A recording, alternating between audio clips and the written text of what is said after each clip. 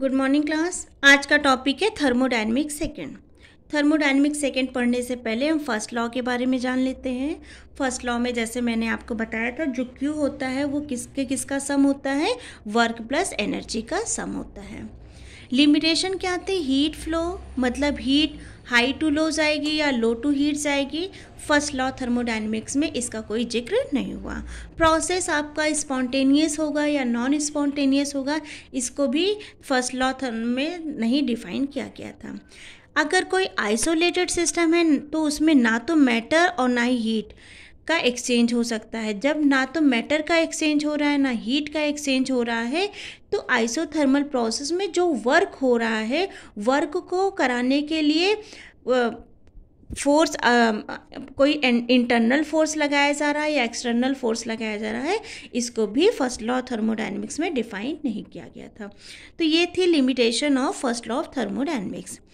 First law of thermodynamics में कुछ और भी बातें बताई गई थी, जैसे कि हीट अगर सिस्टम में एब्जॉर्ब हो रहा है तो हीट की जो वैल्यू होगी वो पॉजिटिव होगी, और अगर किसी सिस्टम से हीट रिलीज़ हो रहा है तो वो हीट की वैल्यू क्या हो जाएगी, नेगेटिव। ऐसे ही अगर किसी सिस्टम में वर्क हो रहा है तो नेगेटिव होगा, और अगर किसी सिस्टम पे वर्क हो रहा है तो वो पॉजिटिव होगा। ठीक, अब आता है सेकेंड लॉ ऑफ थर्मोडायनेमिक्स, जिसको हमें आज पढ़ना है। तो according to second law of thermodynamics, मतलब ऐसा हीट इंजन बनाना इम्पॉसिबल है जो कि सारी की सारी एनर्जी ले रहा हो सराउंडिंग से, और वो पूरी एनर्जी को वर्क के फॉर्म में चेंज कर दे। ओके, जब पूरी एनर्जी वर्क के फॉर्म में चेंज हो जाएगा तो इफ़िशियंसी क्या बन जाएगी, 100%। ठीक है, अगर इफ़िशियंसी 100% बन रही है, मतलब जितनी एनर्जी ली जा रही है वो सारा का सारा वर्क में कन्वर्ट हो जा रहा है, तो ऐसा कोई भी इंजन पॉसिबल नहीं है, ऐसा कोई सिस्टम पॉसिबल नहीं है according to second law of thermodynamics. अब आते हैं, पढ़ते हैं हीट इंजन। अगर हीट इंजन की बात करें तो हीट इंजन दो रिजर्वर के बीच में वर्क करता है। एक हीट रिजर्वर होता है जिसका टेम्परेचर हाई होता है, दूसरा हीट रिजर्वर होता है जिसका टेम्परेचर लो होता है। यहाँ पे जो हीट होती है वो एब्जॉर्ब बाय द सिस्टम, और हीट क्योंकि हाई टेम्परेचर होता है तो सिस्टम के द्वारा ये हीट क्या हो रही है, एब्जॉर्ब हो रही है, और इस रिजर्वर को हम बोलते हैं सोर्स। यहाँ पे जो टेम्परेचर होता है वो लो होता है, तो जब टेम्परेचर लो होगा तो give the heat bye the system, और इस रिजर्वर को हम बोलते हैं सिंक। तो जो हमारा इंजन होता है, मान लो ये हमारा इंजन है, तो वो किसके किसके बीच वर्क कर रहा है, सोर्स के बीच में और सिंक के बीच में। सोर्स में जो होता है वो जो हीट रिजर्वर होता है वो हाई टेम्परेचर का होता है, जबकि सिंक में जो हीट रिजर्वर होता है वो लो टेम्परेचर का होता है। मतलब कि हीट इंजन वो जो है वो दो हीट रिजर्वर के बीच में काम कर रहा है, और हीट रिजर्वर वो होते हैं जिनसे हीट ली जाए या फिर हीट दी जाए। यहाँ से हीट ली जा रही है इंजन में, और यहाँ से हीट इंजन से दी जा रही है। दोनों ही केस में टेम्परेचर का कोई इफेक्ट नहीं पड़ता है। एक हीट रिजर्वर होगा जिसका टेम्परेचर अभी मैंने बताया हाई, और दूसरा क्या होगा, लो होगा। अब हम इसी के बेस पे हम बात करते हैं कॉर्नेट साइकिल की। जो कॉर्नेट साइकिल होता है बेटा, ये केल्विन के सेकेंड लॉ को डिफाइन करता है। सेकेंड लॉ को डिफाइन किया था केल्विन ने।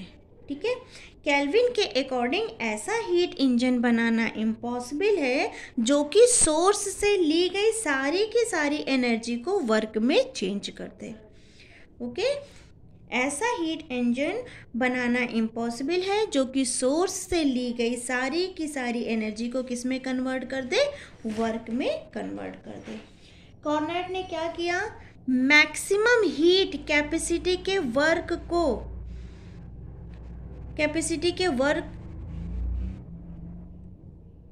मैक्सिमम हीट कैपेसिटी को वर्क के फॉर्म में कन्वर्ट करने के लिए एक साइक्लिक प्रोसेस दिया।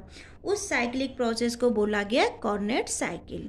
क्या किया उन्होंने, मैक्सिमम हीट कैपेसिटी को किस में कन्वर्ट करा, वर्क में, और वो उस हीट कैपेसिटी को वर्क में कन्वर्ट करने के लिए उन्होंने एक साइकिल दी जिसको बोला जाता है कॉर्नेट साइकिल।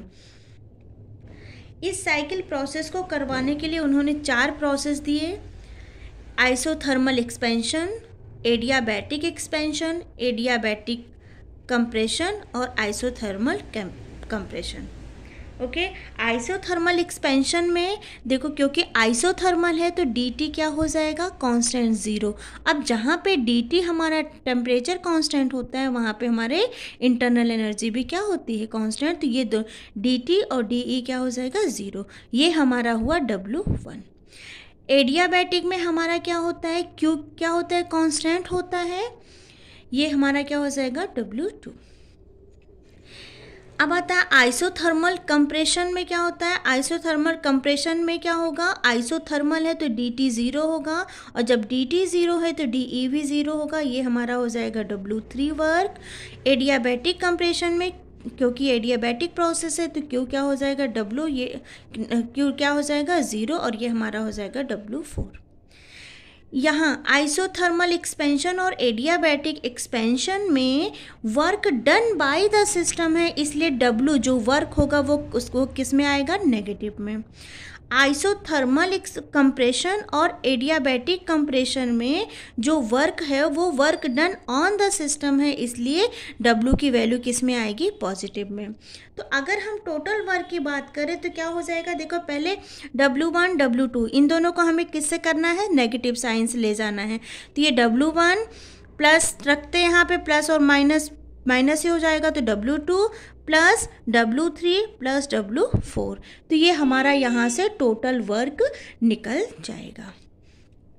कॉर्नेट साइकिल में क्या हो रहा था, कोई प्रोसेस जो हो रहा है वो A से B में जा रहा है, B से C में जा रहा है, C से D में जा रहा है और D से वापस A में जा रहा है।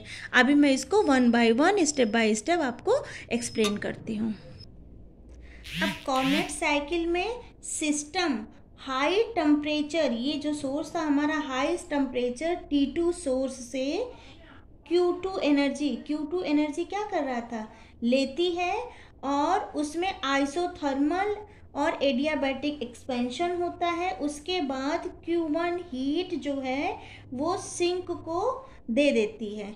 जो ये हीट रिलीज होती है उसे हम नेगेटिव साइन से इंडिकेट करते हैं।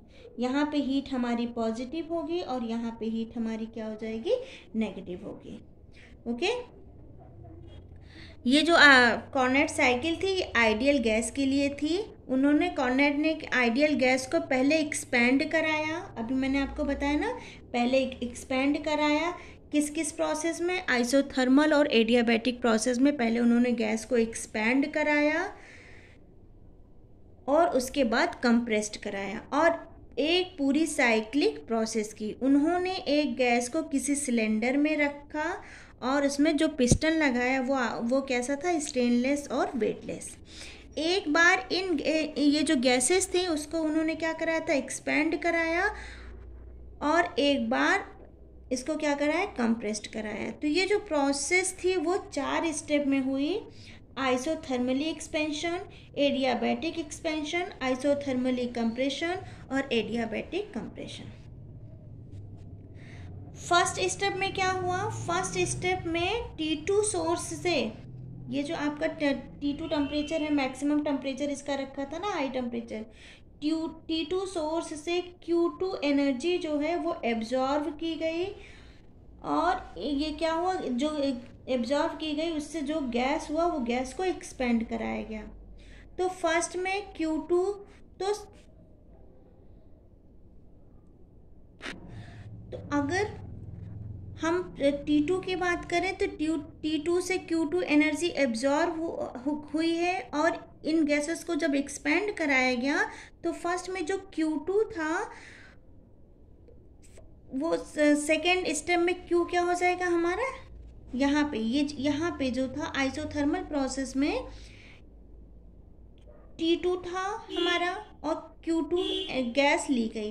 फिर जब ये आया यहाँ पे आया तो यहाँ पे क्या था, एडियाबैटिक एक्सपेंशन था, तो जहाँ पे Q क्या हो जाएगा 0। उसके बाद थर्ड में जब गैस कंप्रेस्ड हो रही थी तो जितनी एनर्जी ली गई उसमें से कुछ पार्ट निकलेगा तो वो लो टेम्परेचर के सिंक में कुछ एनर्जी को दे देगा Q1, जो मैंने आपको यहाँ पे बताया है कि यहाँ से Q2 एनर्जी ली गई है, कहाँ से, T2 टेम्परेचर से, कुछ इसने इसको वर्क में कन्वर्ट किया और वर्क में कन्वर्ट करने के बाद जो एनर्जी रिलीज हुई वो किस में चली गई, सिंक में, जिसको Q2 बोलेंगे। ठीक, अब आइए समझते हैं आइसोथर्मली एक्सपेंशन कहाँ से कहाँ तक हो रहा है, एडियाबैटिक एक्सपेंशन कहाँ से कहाँ तक हो रहा है, आइसोथर्मली कंप्रेशन कहाँ से कहाँ तक हो रहा है और एडियाबैटिक कंप्रेशन कहाँ से कहाँ तक हो रहा है। तो अगर ये मान लो कोई सिस्टम है, यहाँ से यहाँ तक गैस को क्या किया कराया गया, उसने कॉर्नेट ने क्या किया कराया था, आइसोथर्मल एक्सपेंशन कराया था। तो जब आइसोथर्मल एक्सपेंशन कराया था तो यहाँ टेम्परेचर इन्होंने क्या लिया था, T2 लिया था। तो ए के केस में टेम्परेचर क्या हो जाएगा, T2 हो जाएगा और प्रेशर क्या हो जाएगा, P1 और V1। जब गैस एक्सपैंड हुई तो प्रेशर और वॉल्यूम में चेंज आएगा, लेकिन क्योंकि यह आइसोथर्मल है इसलिए टेम्परेचर में कोई चेंज नहीं आएगा। तो यहाँ पे क्या हो जाएगा, T2 P2 V1। अब यहाँ से B से C में जब गैस का एक्सपेंशन हुआ किस प्रोसेस के थ्रू, एडियाबैटिक प्रोसेस के थ्रू, तो यहाँ पे Q क्या हो गया आपका 0। ठीक, यहाँ पे Q क्या था आपका, Q2 था। तो इस केस में जो टेम्परेचर है, अब वो टेम्परेचर में चेंजेस आएंगे। तो टेम्परेचर किस में हो रहा है, हाई से लो में जा रहा है, तो ये क्या हो जाएगा T1।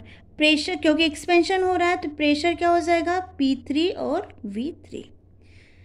ओके, यहाँ तक कोई डाउट तो है नहीं। अब आता है C से D में। C से D में क्या हो रहा है, आइसोथर्मल कंप्रेशन हो रहा है। अब इसमें कंप्रेस्ड हो रही है गैस, तो क्या हो रहा हो जाएगा, आइसोथर्मल है तो टेम्परेचर में कोई चेंजेस नहीं आएंगे। तो ये फिर से अगेन क्या हो जाएगा, T1, प्रेशर क्या हो जाएगा P4 और वॉल्यूम क्या हो जाएगा V4।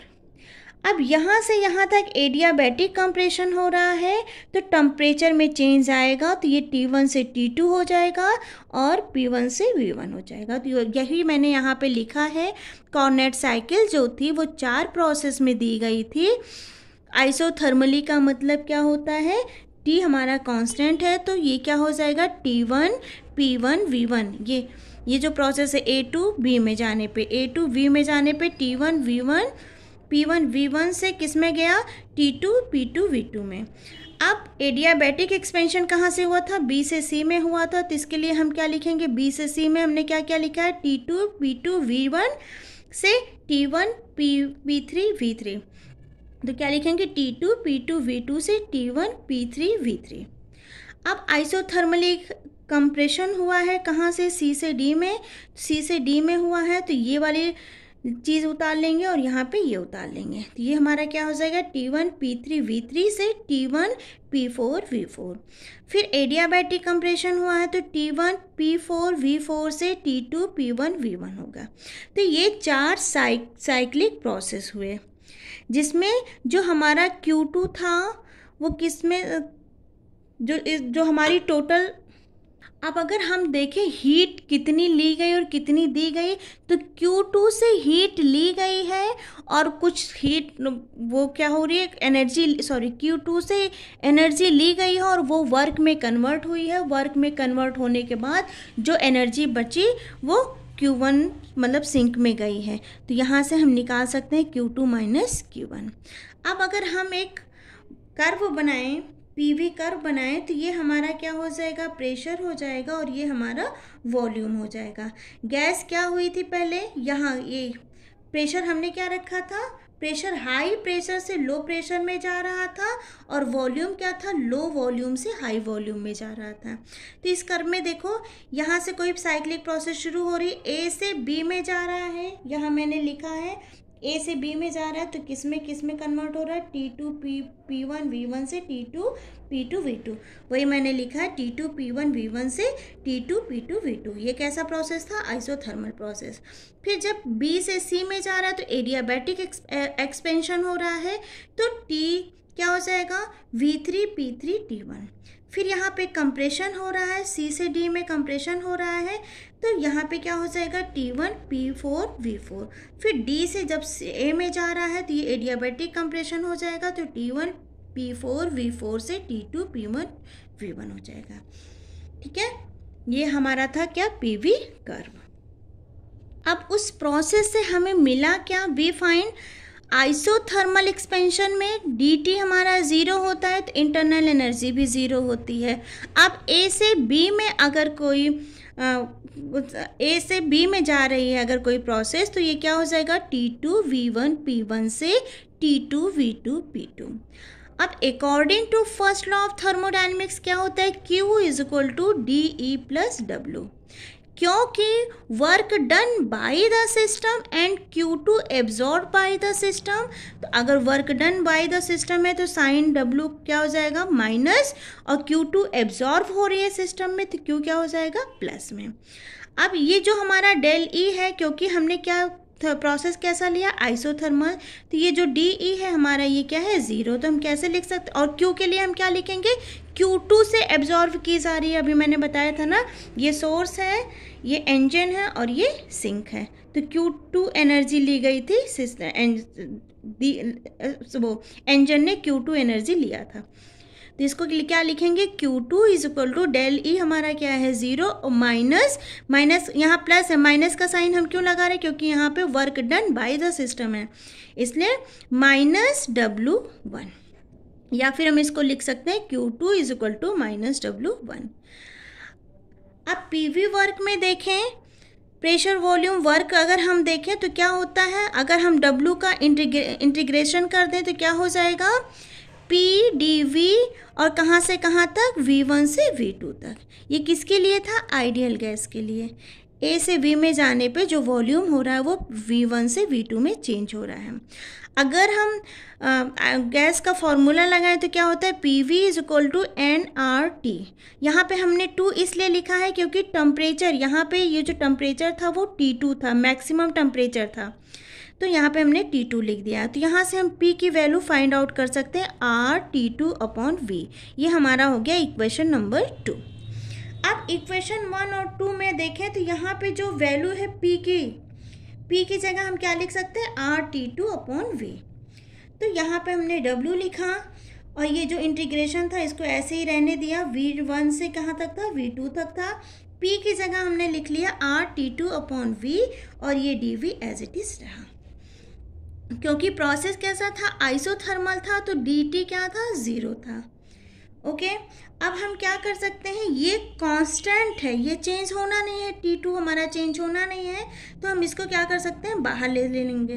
तो ये क्या हो जाएगा, RT2, फिर क्या हो जाएगा, dV अपॉन V, कहाँ से कहाँ तक, V1 से V2 तक।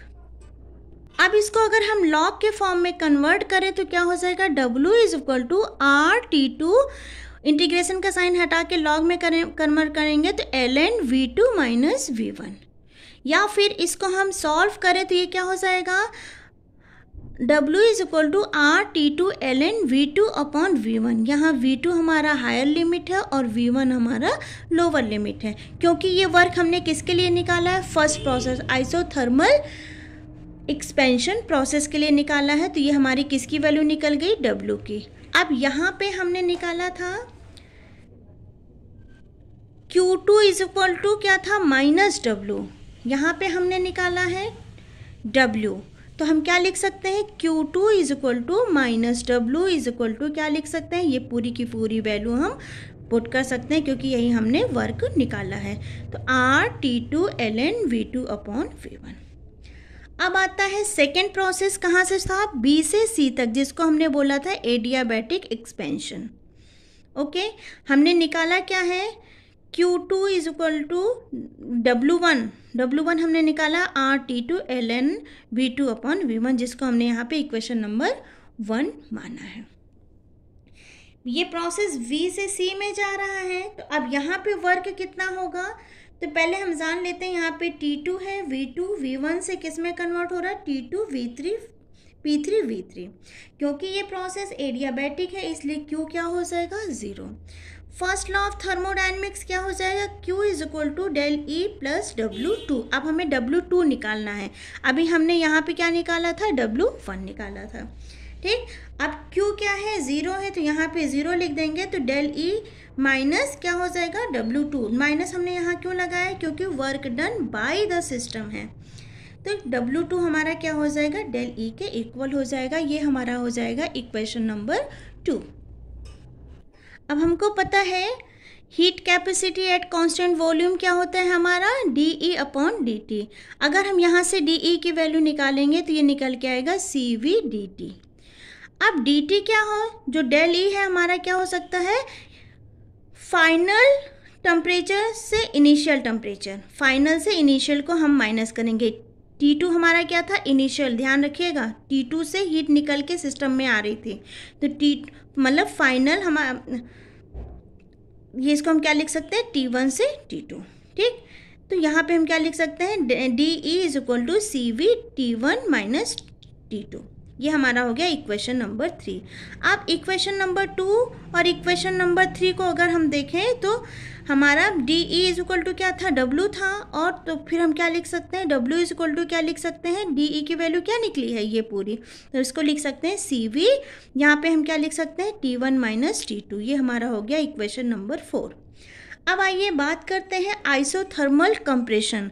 आइसोथर्मल कंप्रेशन कहाँ से कहाँ तक था, C से D तक, जहाँ पे temperature T1, pressure P3, volume V3 से टेम्परेचर T1, प्रेशर P4 और वॉल्यूम V4 था। अब क्योंकि ये आइसोथर्मल प्रोसेस था तो T भी 0 होगा और E भी 0 होगा। फर्स्ट लॉ ऑफ थर्मोडायनेमिक्स क्या हो जाएगा, Q is equal to W plus DE। अब DE 0 है तो Q क्या हो जाएगा हमारा, W3, क्योंकि अब यहाँ W3 हमने इसलिए निकाला है क्योंकि यहाँ हमने W2 निकाल लिया और इसके पहले हमने W1 निकाला था, तो यहाँ पे हम क्या लिख लेंगे, W3। और हीट रिलीज हो रही है। अब आइसोथर्मल कंप्रेशन में क्या हो रहा है, हीट रिलीज हो रही है जो कि सिंक में जाएगी, तो इसके लिए Q क्या हो जाएगा, माइनस में चला जाएगा। अब क्या कर सकते हैं हम इंटीग्रेशन कर देंगे, तो इन वर्क को क्या कर सकते हैं, इंटीग्रेशन करेंगे तो ये हमारा कहाँ से कहाँ तक जाएगा, V3 से V4 PdV। ओके। अब वही गैस फार्मूला लगा देंगे, PV is equal to RT, और यहाँ से P की वैल्यू निकाल सकते हैं RT1 अपॉन V, ठीक है। याद रखिएगा T2 से हीट निकल रही थी और T1 में एब्जॉर्ब हो रही थी, वो मैंने आपको बताया था, रिजर्वर जो थे इंजन के दोनों। तो यहाँ पे क्या लिख देंगे हम, RT1 dV अपॉन V। अब इसको सॉल्व करेंगे जैसे हमने पीछे सॉल्व किया था, RT1 ln V4 upon V3। अब इक्वेशन 1 एंड 2, 1 हमारा क्या था, ये Q1 कितना, माइनस Q1 कितना था, W3। तो यहाँ से हम क्या कर सकते हैं बेटा, माइनस Q1 क्या, W की जगह हम क्या लिख सकते हैं, माइनस Q1, और ये हमारा क्या निकल के आएगा, RT1 ln V4 upon V3 is equal to W3। ये W3 की वैल्यू हमारी निकल आई, इसको हमने मान लिया इक्वेशन नंबर 3। अब फोर्थ प्रोसेस हमारा क्या था, एडियाबैटिक कंप्रेशन वर्क। वो कहाँ से कहाँ तक था, D से A तक। तो D में क्या था, T1 P4 V4 से T2 P1 V1। क्योंकि ये एडियाबैटिक प्रोसेस है तो Q 0 हो जाएगा। First law of thermodynamics, Q is equal to del E upon W होता है, यहाँ पे 0 हो जाएगा तो del E is equal to W4। क्योंकि यहाँ पे जो work done on the system हो रहा है इसलिए W क्या हो जाएगा हमारा, माइनस में, तो हम क्या लिख सकते हैं, del E is equal to minus W4। अब हीट कैपेसिटी का फॉर्मूला क्या होता है, CV is equal to DT upon DT, DE upon DT। तो यहाँ से हम DE की वैल्यू निकाल लेंगे, CV DT, और इसको हम क्या कर सकते हैं, फिर यहाँ से CV को हम DT को कैसे लिख सकते हैं, T2 माइनस T1। ये हमारा हुआ इक्वेशन नंबर 2। अब यहाँ पे DE इज इक्वल टू क्या है, माइनस W4, और यहाँ पे D E is equal to क्या है, सी वी T2 माइनस T1। इन दोनों को देखें तो हमारा जो W4 है मतलब वर्क है वो कितना निकल के आएगा, minus C we T2 minus T1। ये हमारा बन गया इक्वेशन नंबर 3। अब देखिए net heat absorb by the ideal gas system, तो कितना हीट एब्जॉर्ब हुआ है, तो Q2 हीट क्या थी वो सिस्टम को दी गई और सिस्टम ने वर्क किया। वर्क करने के बाद जो रिमेनिंग एनर्जी थी Q2 से जो एनर्जी थी वो सिस्टम में दी गई, सिस्टम ने वर्क किया। अब जो रिमेनिंग एनर्जी थी वो कहाँ गई, Q1 के फॉर्म में कहाँ गई थी, सिंक के पास। मतलब Q2 एनर्जी सोर्स से निकल के सिस्टम में गई, इंजन में गया, इंजन ने वर्क किया और जो रिमेनिंग एनर्जी थी वो सिंक में चली गई Q1 के फॉर्म में। मतलब Q2 ने क्या किया था, एब्जॉर्व किया था और Q1 क्या था, गिवन था। अब देखो Q1 जो पीछे अभी हमने निकाला है, यहाँ पे Q1 हमने यहाँ पे क्या निकाला है, RT1 ln V4 upon V3।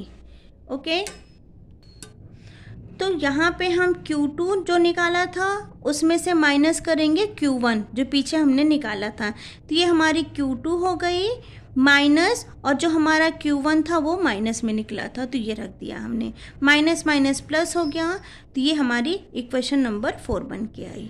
अब हमको पता है, ये आपके कोर्स में नहीं है, बस ये फॉर्मूला आपको या पता होना चाहिए, TV gamma minus 1 is equal to क्या होता है, कांस्टेंट होता है। ठीक है, अब अगर हम B से C की बात करें तो B से C में क्या था, एडियाबैटिक प्रोसेस था, तो वहाँ पे क्या हो जाएगा, T2 V2 गामा माइनस 1 क्या हो जाएगा, C के लिए T1 V3 गामा माइनस 1। अब इसको हम अगर चेंज करें तो क्या कर सकते हैं, T2 upon T1 is equal to क्या लिख सकते हैं, V3 अपॉन V2। अब क्या हो जाएगा यहाँ पे, गामा माइनस 1। ओके, ऐसे ही एडियाबैटिक प्रोसेस कहाँ से कहाँ तक था, D से A में था, तो उसके लिए भी हम क्या लिख सकते हैं, T1 V4 गामा माइनस 1 से T2 V1 गामा माइनस 1। इसको रीअरेंज करेंगे तो V4 upon V1 gamma minus 1 is equal to T2 upon T1।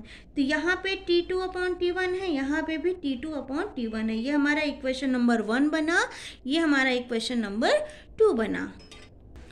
अब इक्वेशन 1 और 2 को अगर हम देखें तो क्या निकल के आएगा, V4 upon V1 gamma minus 1 is equal to V3 upon V2 gamma minus 1। अब इसको अगर हम चेंज कर दें, ठीक है, तो चेंज करने पे हमारा देखो दोनों पे ये क्या है, ये सेम है, तो इसको हम हटा सकते हैं, तो ये क्या हो जाएगा हमारा V1, इसको चेंज कर दिया, इंटरचेंज कर दिया, तो ये क्या बन जाएगा, V1 upon V2 is equal to V4 upon V3। ये हमारा बन गया equation number 3। Put the value of V4 upon V3 in from equation number 3 to equation number 4। ये हमारा इक्वेशन नंबर 4 है। अब Q इज इक्वल टू क्या है, RT ln V2 upon V1 plus यहाँ पर हमारा क्या था, V4 अपॉन V3 था, तो उसकी जगह हम क्या लिख सकते हैं, V1 अपॉन V2। ठीक है, ये हमारा इक्वेशन नंबर 4 बन गया। अब देखो ln V1 upon V2 is equal to minus ln V2 upon V1। ये हमारा V2 अपॉन V1 है और यहाँ पे हमारा V1 अपॉन V2 है। इसको जब हम इन्वर्स करेंगे तो यहाँ पे साइन क्या आ जाएगा, माइनस में आ जाएगा। ओके, फिर से देख लो, यहाँ पे V2 अपॉन V1 है, यहाँ पे V1 अपॉन V2 है। हमें इसके जैसा बनाना है तो उसके लिए इसको क्या कर सकते हैं, पलट देंगे। तो जब पलटेंगे तो यहाँ पे साइन क्या हो जाएगा, माइनस हो जाएगा। ठीक है, अब हम इसको इन्वर्स करके जब इसमें पुट करेंगे तो यहाँ ये जो प्लस है ये हमारे किस में कन्वर्ट हो जाएगा, माइनस में। तो Q इज इक्वल टू क्या हो जाएगा, RT2 ln V2 upon V1 minus RT1 ln V2 upon V1। Okay, तो अब हम क्या लिख सकते हैं, Q इज इक्वल टू, देखो क्या क्या कॉमन हो सकता है, R कॉमन हो सकता है और हमारा क्या कॉमन हो सकता है, ln V2 अपॉन V1। इसको हम कॉमन ले लेंगे तो क्या बनेगा, T2 minus T1। This is our total heat, ये हमारी टोटल हीट निकल के आई। ये सब मैंने आपको बता दिया था। कॉर्नेट साइकिल में Q2 क्या था, माइनस W1, और ये वैल्यू निकल के आई थी। एडियाबैटिक प्रोसेस में W2 की वैल्यू ये आई थी। आइसोथर्मल कंप्रेशन में W की वैल्यू ये आई थी और एडियाबैटिक प्रोसेस में W की वैल्यू ये आई थी, ये मैंने अभी पीछे बताया। अब हमें अभी तक हमने क्या निकाला, टोटल हीट निकाला। अब हम निकालेंगे टोटल वर्क। टोटल वर्क क्या हो जाएगा, W1 plus W2 plus W3 plus W4, क्योंकि यहाँ पे ये जो W1 है और W2 है ये हमारा क्या हो जाएगा, माइनस में जाएगा, क्योंकि work done by the system है, तो ये दोनों ही वैल्यू क्या हो जाएंगी, माइनस। अब जब हम ये क्या करेंगे, 1 2 3 4 इन सारी वैल्यू को क्या करेंगे, पुट करेंगे, एक साथ ऐड करेंगे। ठीक है, इक्वेशन नंबर 5 में जब हम ऐड करेंगे तो हमारी ये वैल्यू आएगी। ये हमने रखा क्या, हमने क्या रखा इसको, ये हमारी W1 की वैल्यू है, ये हमारी W2 की वैल्यू है, यहाँ पे हमारी W3 की वैल्यू है और यहाँ पे W4 की वैल्यू है।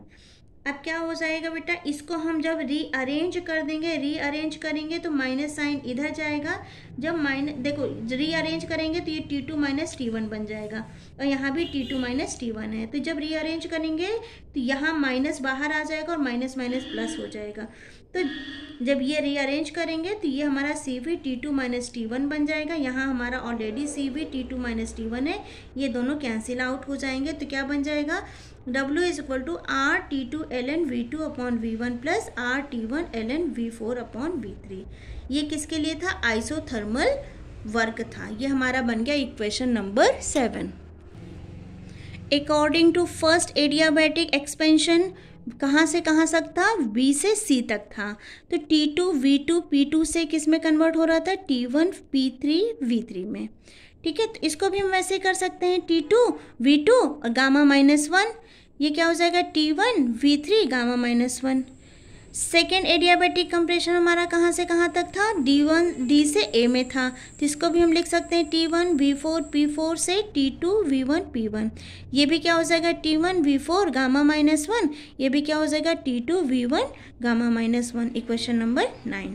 अब हम यहाँ से क्या इसकी वैल्यू निकाल सकते हैं, T2 upon T1 equal to क्या हो जाएगा, V4 अपॉन V1। इसी को क्या करते हैं, हम रीअरेंज कर दें, V4 अपॉन V1 और इसका क्या लगेगा, गामा माइनस 1।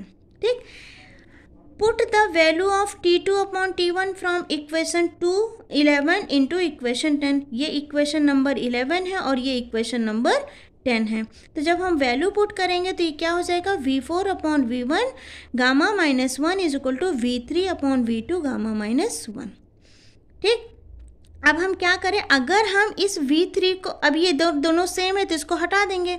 अब ये V3 को हम यहाँ ले आएँ और V1 को यहाँ ले आएँ तो क्या बन जाएगा हमारा, V4 upon V3 is equal to V1 upon V2। ये हमारा बन गया equation number 12। Put the value of V4 upon V3 equation 12 into equation 7। Equation 7 हमारा कहाँ बना है, ये बना है। अब यही जो V4 अपॉन V3 है इसी की जगह हम क्या रख दें, ये वाली वैल्यू। ठीक है, ये जो 12 की वैल्यू V4 अपॉन V3 है इसकी जगह हम क्या लिख सकते हैं, V1 अपॉन V2। यहाँ पे भी देखो क्या है, V4 अपॉन V3 है, इसकी जगह हम क्या लिख सकते हैं, V1 अपॉन V2। तो हमारा ये जो नया बन के आएगा W वो क्या हो जाएगा, R T2 ln V2 upon V1 plus R T1 ln V1 upon V2। अब यहाँ पे V2 अपॉन V1 है और यहाँ पे V1 अपॉन V2 है, तो इसको हम इन्वर्स करेंगे तो यहाँ पे माइनस का साइन आ जाएगा। तो यहाँ पे जब हम माइनस लगाएंगे तो ये क्या हो जाएगा, R T2 ln V2 upon V1 minus R T1 ln V2 upon V1। ठीक, अब क्या कर सकते हैं, इसमें से हम R कॉमन ले सकते हैं, ln V2 upon V1 common ले लेंगे तो ये हमारा क्या हो जाएगा, R T2 माइनस T1। या फिर हम इसको कैसे लिख सकते हैं, R T2 minus T1 ln V2 upon V1। या फिर हम इसको, तो यहाँ से हमारा टोटल वर्क निकल गया और यहाँ से हमारा टोटल हीट निकल गया। वर्क की वैल्यू क्या आई, W equal to R T2 minus T1 ln V2 upon V1। और हीट हमारी कितनी आई, Q की वैल्यू कितनी आई, Q2 की value R T2 ln V2 upon V1। Okay, अब ये हमारा W निकल के आया, ये हमारा हीट निकल एनर्जी, सॉरी इसको मैं बार बार हीट बोल देती हूँ, एनर्जी निकल के आई, ठीक है। और जो इफिशियंसी का फॉर्मूला होता है वो क्या होता है, वर्क अपॉन हीट, ठीक है। उसके द्वारा किया गया वर्क अपॉन उसके द्वारा ली गई एनर्जी, कितना वर्क किया गया और कितनी एनर्जी ली गई है, ठीक है। तो वर्क हमारा W हो जाएगा और Q2 हमारा क्या हो जाएगा, एनर्जी हमारी क्या हो जाएगी Q2। अब W की वैल्यू ये वाली पुट कर दो और Q2 की वैल्यू ये वाली पुट कर दो। तो यहाँ से जब ये पुट करेंगे तो यहाँ से ln V2 upon V1 cancel out हो जाएगा, R से R कैंसिल आउट हो जाएगा। तो जो हमारी इफिशियंसी निकल के आएगी वो हो जाएगी T2 minus T1 upon T2। या फिर इसको हम और सॉल्व करेंगे तो ये हमारा निकल के आएगा 1 माइनस T1 अपॉन T2। मतलब कॉर्नेट साइकिल ये प्रूव कर रहा है कि किसी की भी इफिशियंसी 100% नहीं हो सकती। ओके, देखो यहाँ पे क्या इफिशियंसी 100% नहीं हो रही, या तो ये मतलब जो इफिशियंसी है वो हमेशा क्या होगी, वो कम होगी 1 से, ठीक। सेकेंड लॉ ऑफ थर्मोडायनेमिक्स के केल्विन स्टेटमेंट क्या कहता है कि ऐसा इंजन बनाना इम्पॉसिबल है कि उसको जितनी हीट दी जाए वो सारी की सारी हीट वर्क के फॉर्म में कन्वर्ट हो जाए। यदि ऐसा होता तो Q2 किसके इक्वल होता, W के बराबर होता। उस केस में जो हमारा ईटा आता, ईटा की वैल्यू कितनी होती, 1 होती। लेकिन यहाँ पे ईटा की वैल्यू 1 ना होकर के क्या है, 1 से कम है। और अगर इसको हम परसेंटेज में देखते तो 100 से कम होती, ठीक है। तो हीट इंजन क्या है, ये हाई एनर्जी के सोर्स से कुछ हीट को एब्जॉर्व करता है, ठीक है। हीट इंजन क्या है, ये हाई एनर्जी के सोर्स से कुछ हीट को एब्जॉर्व करता है, कुछ वर्क करता है, और जो रिमेनिंग एनर्जी होती है वो लो टेम्परेचर के सिंक को दे देता है। जैसा कि मैंने इसमें बताया, हीट इंजन क्या होता है, ये हाई एनर्जी के सोर्स से कुछ हीट को एब्जॉर्व करता है, वर्क करता है, और जो रिमेनिंग एनर्जी होती है वो सिंक को दे देता है। तो आई होप आपको कॉर्नेट साइकिल समझ में आई होगी। Thank you.